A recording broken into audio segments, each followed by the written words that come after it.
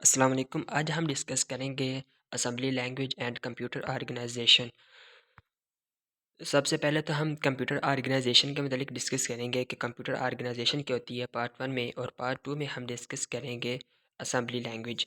यानी कि पहले तो कंप्यूटर की जो बेसिक है, कंप्यूटर को ऑर्गेनाइज किस तरह किया गया है, हम ये देखेंगे। उसके बाद देखेंगे कि असेंबली लैंग्वेज के बेसिक बेसिक क्या होते हैं। और इस वीडियो में हम इन दो चीज़ों के बेसिक को क्लियर करेंगे। तो सबसे पहले पार्ट 1 यानी कि कंप्यूटर ऑर्गेनाइजेशन के मतलब डिस्कस करते हैं। Computer organization refers to the operational unit of the system together with their interconnection. For example, processor, memory, input, output. यानी कि computer organisation refer to the operational unit of the system together with their interconnection. अब देखें तो processor, input and memory ये system है। Refers to the operational unit, ये क्या है, ऑपरेशनल यूनिट्स हैं हमारे। अब मेमोरी, प्रोसेसर और इनपुट आउटपुट डिवाइसेस किस तरह के ऑपरेशन परफॉर्म करती हैं, मेरा नहीं है लेकिन इनको एक्सप्लेन करना पड़ेगा। तो that's are operational unit of the system, और इन सारे को इंटरकनेक्ट किया गया आपस में, जिसका मेमोरी प्रोसेसर के साथ इनपुट आउटपुट डिवाइसेस के साथ कनेक्ट है। तो इनको हम कहते हैं कि computer organisation refer to the operational unit of the system together with their interconnection. यानी कि कंप्यूटर ऑर्गेनाइजेशन बेसिकली जो ऑपरेशनल यूनिट है उनको आपस में उनको रेफ़र करती है, और वो जो ऑपरेशन यूनिट है जो कि आपस में इंटरकनेक्ट हुए हैं उनको बेसिकली कंप्यूटर ऑर्गेनाइजेशन डिस्क्राइब करता है। और आप इससे इजीली देख सकते हैं, इनपुट आउटपुट होता है। इनपुट या आउटपुट से जब भी हमने इनपुट दिया, इनपुट देने के बाद वो क्या होगा, प्रोसेसर होगा। प्रोसेसर होने के बाद वो मेमोरी में आएगा, मेमोरी के बाद फिर हमें जो है वो आउटपुट जो दिखाएगा। तो इसलिए जो बेसिक कंप्यूटर ऑर्गेनाइजेशन है वो इस तरह काम करती है। उसके बाद अब ये देखें कि आपस में किस तरह कनेक्ट है, इंटरकनेक्शन बिटवीन द कंपोनेंट। तो इस फिगर से आप इजीली इसको देख सकते हैं। उसके बाद है next inside a micro processor. यानी कि जो प्रोसेसर है, अब उसके अगर हमने इनसाइड देखें तो उसके इनसाइड क्या होता है, उसके इनसाइड क्या होते हैं, रजिस्टर्स होते हैं, मेमोरी होती है, रैम, कैशे, ये रोम। और इस तरह जो है वो फिर इनपुट आउटपुट डिवाइसेस। तो अगर प्रोसेसर इसकी बात करें तो इसका अगर डीप देखें तो प्रोसेसर बेसिकली, इसके प्रोसेसर के भी दो यूनिट होते हैं, एक होता है एग्जीक्यूशन यूनिट, एक होता है बस इंटरफेस यूनिट। ठीक है, एग्जीक्यूशन जो यूनिट है वो जो हमारे पास जनरल पर्पस रजिस्टर्स होते हैं, इंडेक्स रजिस्टर होते हैं, और जो पॉइंटर रजिस्टर्स होते हैं इनको होल्ड करता है। और इनके दरमियान एग्जीक्यूशन यूनिट और बस इंटरफेस यूनिट को जो है वो इंटरनल बस आपस में कनेक्ट करती है। इसमें नीचे टेम्परेरी रजिस्टर्स होते हैं, और उसके नीचे ALU यानी कि अर्थमेटिक एंड लॉजिक जो हमारे ऑपरेशन परफॉर्म होते हैं वो, और उससे नीचे फ्लैग्स होते हैं। और अगर बस इंटरफेस यूनिट की बात करें तो इसमें CS, DS, SS, ES, IP यानी कि सेगमेंट रजिस्टर्स होते हैं। बस कंट्रोल लॉजिक होती है, और नीचे इंस्ट्रक्शंस क्यू होती हैं जिसमें जाकर हमारा डाटा स्टोर होता है। तो ये थोड़ा सा इनसाइड अ माइक्रो प्रोसेसर, यानी कि हमारा माइक्रो प्रोसेसर जो है वो उसके अंदर कौन कौन सी चीज़ें होती हैं वो सारा इसके मतलब था। उसके बाद पार्ट 2 में अगर हम देखें तो पार्ट 2 में था असेंबली लैंग्वेज। तो assembly language is low level programming language. Low level कौन सी होती हैं, जो कि ह्यूमन रीडेबल ना हो, कंप्यूटर रीडेबल हो, उनको हम लो लेवल लैंग्वेजेस कहते हैं।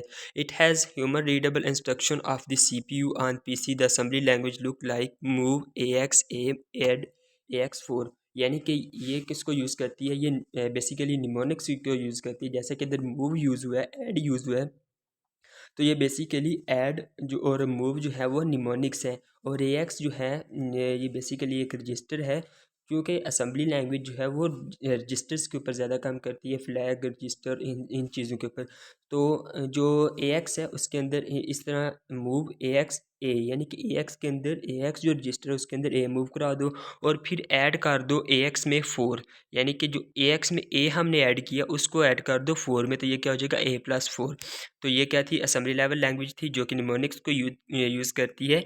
तो उसके बाद प्रोग्रामिंग लैंग्वेजेस में देखें तो machine language, assembly language and high level language. अगर मशीन लैंग्वेज की बात करें तो कनेक्शन ऑफ बाइनरी नंबर्स जो कि 1010 की फॉर्म में होते हैं। असेंबली लैंग्वेज की यूज़ करें तो सिंबॉलिक फ्राम मशीन लैंग्वेज।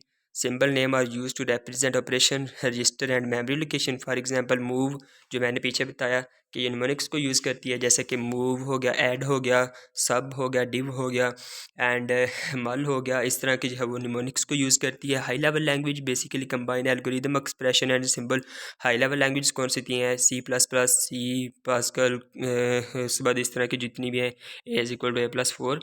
तो वाई असेंबली लैंग्वेज यूज़। अब यहाँ पे सवाल, बड़ा इंपॉर्टेंट सवाल आता है कि जब कि हमारे पास हाई लेवल लैंग्वेजेस भी आ चुकी हैं, जबकि हमारे पास दूसरी सी लैंग्वेज भी है, C++ भी है, तो हम फिर भी असेंबली लैंग्वेज को क्यों यूज़ करते हैं? Assembly language helps to understand the functionality of computer system at the lower level.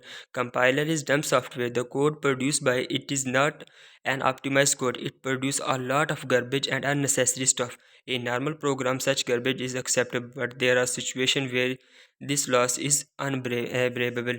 यानी कि असम्बली लैंग्वेज जो है वो हमें, एक तो इसका ये है कि जो लो लेवल प्रोग्रामिंग है, जो लो लेवल कंप्यूटर सिस्टम है, उसको अंडरस्टैंड करने ईज़िली हम इसको अंडरस्टैंड कर सकते हैं।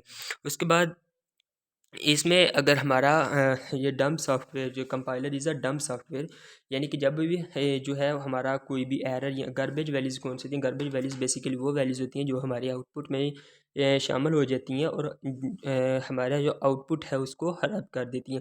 मसलन हमारा जो डिज़ायर्ड आउटपुट है, गार्बेज वैल्यू जब उसमें एंटर हो जाती है, गार्बेज यानी कि जहाँ से ज़ाहिर हो रहा है कूड़ा कूड़ा किट, तो जब वो इसमें ऐड हो जाती है तो वो हमारी जो आउटपुट है उसको भी ख़राब कर देती है।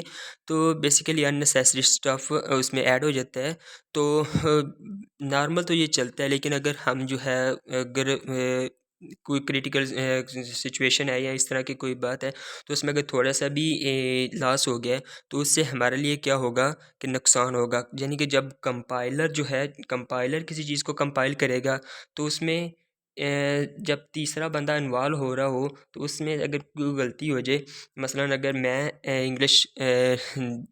इंग्लिश बोल रहा हूँ और आपको जो है वो इंग्लिश नहीं आती, तो तीसरा बंदा जो है वो आपको मेरी जो बात है इंग्लिश में वो आपको ट्रांसलेट करके उर्दू में बता रहा है। हो सकता है उसने जो मैंने बोला है उसने गलत ट्रांसलेट कर दिया या थोड़ा बहुत गलती से ट्रांसलेट कर दिया हो, जो आपको आपने उसको, जो उसने ट्रांसलेट किया आपने तो उस हिसाब से उसको कंपाइल कर दिया, उसको रन कर दिया, लेकिन वो तो गलत था और आपको पता नहीं चला और आपका वो क्वेश्चन गलत हो गया। तो बिल्कुल इसी तरह जब कंपाइलर जो है वो गार्बेज वैल्यू हमें देगा, तो हम उसी गार्बेज वैल्यू को आगे यूज़ करेंगे। तो जैसे उसको यूज़ करेंगे तो हमारा डिज़ायर्ड आउटपुट जो था वो हमें नहीं मिलेगा और हमारा जो है वो जो है बहुत नाकाबिले बर्दाश्त हमारा जो नुकसान है वो भी हो सकता है। यानी कि इस तरह की जो है वो कंट्री वाइज लेवल पे या हम तो अभी स्टूडेंट लेवल पे हैं, हमारा इतना जो है वो वास्ता नहीं, लेकिन अगर हम अपर लेवल पे या कंट्री लेवल पे बात करें तो अगर थोड़ी सी भी मिस्टेक हो गई तो सारा जो है, सारे का सारा लाखों करोड़ों का एक सेकंड के अंदर हमारा नुकसान हो सकता है। तो इसलिए हम असेंबली लैंग्वेज को यूज़ करते हैं, जो कि ज़्यादा जो है वो सूटेबल है प्रोग्रामिंग के लिए। सो ये था असेंबली लैंग्वेज के बेसिक्स। Thank you.